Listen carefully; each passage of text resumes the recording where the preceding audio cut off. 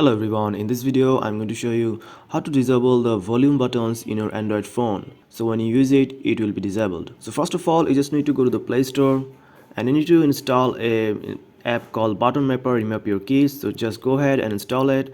Now you just have to open it. After opening it, you may need to give some permission like auto start and give say battery to no restriction mode, and also turn on the auto start option. And after opening the app, you will have another enable settings here. Button Mapper needs to activate in settings, so just tap on go, then click OK, then go to downloaded apps or install apps, then go to Button Mapper and toggle to turn this on, use Button Mapper, and then it will give you a warning, but you just have to I am aware and just give permission to this application. Get back to the application, then here you will find the option called volume up and volume down. So you just need to go to the volume up option, turn on this customize option and choose this single tap and choose this no action option, then go back and again choose the volume down button, then choose the customize option, go to single tap and again tap on no action. Now when you try to use your volume button, it will not work because it's turned off.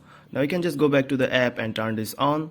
So that's it guys, this is how you can disable the volume buttons in your Android phone. So if you found this video helpful, please subscribe to this channel and thank you for watching.